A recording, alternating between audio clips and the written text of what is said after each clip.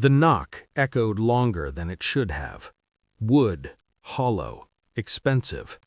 I counted my breaths while my knuckles still tingled, the sound dissolving into the kind of silence that makes you question your posture, your pulse, your place in the world.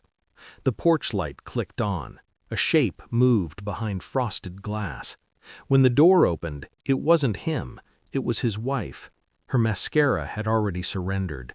Not ruined, exhausted. The kind of face that has learned how to apologize without speaking. She looked past me at the driveway, at the car I still owed money on, at the man who wasn't supposed to be standing here. "I know," she said. 2 words, no question mark. I nodded once. That was all the permission either of us needed. Inside, something cracked. Not loud, not dramatic. The clean sound of a lock disengaging. She stepped aside. The house smelled like lemon cleaner and old arguments. On the wall, a wedding photo. Him taller than me, smiling with the confidence of borrowed power. I didn't ask if he was home. She didn't ask why I was there. We sat at the kitchen table like conspirators who hadn't planned to meet. Her phone buzzed. Mine stayed dead. I watched a tear slide, calculated where it would fall, how long before it reached the edge. "Drink?" she asked. I finally looked up. Yes. That was the moment I stopped being surprised. She said my wife's name like a diagnosis. My boss had called my wife a real woman. She had called him a real man. I learned this later, when the words stopped cutting and started organizing themselves into a pattern. At first it was small, a laugh that didn't belong to me, a new attention to mirrors. Her phone face down at dinner, vibrating like a trapped insect. She wore confidence the way she used to wear perfume, subtle, intentional, meant for someone else. At work, my boss stopped correcting me in meetings. He watched instead, smiled too much, asked questions he already knew the answers to. Once he clapped my shoulder and said, "You're lucky." I didn't feel lucky. I felt managed. The night she told me, she didn't cry. She rehearsed. "He's decisive," she said. "He's a real man." She laughed when she said it, like the phrase had been waiting years to stretch its legs. I nodded. I folded laundry. I noted the way she avoided my eyes only after she was done speaking. There was no confession, just a rebranding. Later, alone, I replayed moments like surveillance footage. The birthday party she insisted I pay for, the room full of people I loved just enough to tolerate, the cake, the candles, her speech. She thanked another man for showing her what strength looks like. Then she handed me a gift, a branded t-shirt, divorced across the chest. Laughter, phones raised, applause. I smiled. I left. I took her gift back from the trunk of my car. 5 minutes later, my phone woke up. 157 missed calls. I didn't confront anyone. I observed.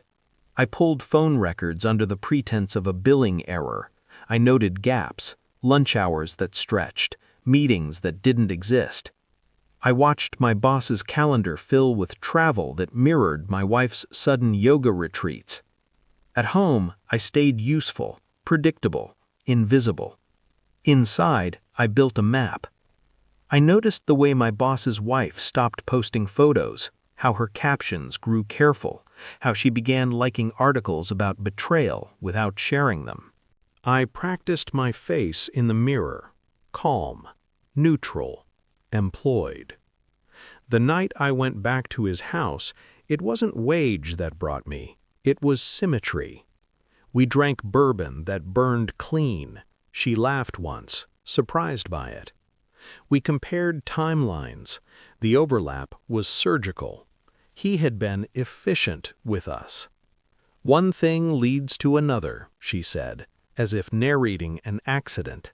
It did. Morning light found us honest and unceremonial. No promises, no confusion, just clarity sharpened by coffee. I took a photo. Nothing explicit, Just two people framed by quiet, her hair messy, my smile deliberate. I sent it to him. Thanks for the upgrade. Then I went to work. He didn't fire me. He called me into his office, door closed, blinds half drawn like a man trying to negotiate with daylight. "What is this?" he asked, holding up his phone. I leaned forward, placed a folder on his desk. Phone records, calendar discrepancies, screenshots, time-stamped, annotated.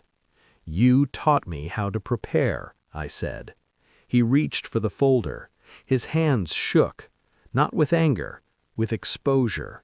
"My wife," he started. "I know," I said. "She already told me." Silence did the rest. Across town, my wife finally cried. Not to me, to voicemail, to anyone who would pick up. I didn't listen. I counted the calls. At the end of the day, I resigned, not in writing, in presence. I walked past his office without looking back. He watched me go like a man realizing the door had always opened both ways. The birthday party replayed itself in my mind as I returned the venue deposit receipt to my wife's hands. Public places are useful. They force manners. I took the gift back, I said quietly. "You said you wanted honesty." She tried to touch my arm. I stepped aside. Her phone buzzed. His name. She looked up, confused, as his wife entered the room. Not angry, composed, carrying a single envelope. Inside, divorce papers, a printed selfie, a note written in my handwriting. Upgrade accepted. The room held its breath. I didn't speak. I didn't need to. I moved apartments, changed routines, kept my name. They lost theirs. Sometimes power isn't taking something back, it's letting go with documentation. I think of the knock on that door, the way silence can become an ally, the relief of not being chosen last, but choosing to leave first. I don't miss her. I miss who I was before I learned how quiet revenge can be. And that man? He's gone. I made sure of it, by walking away without looking back.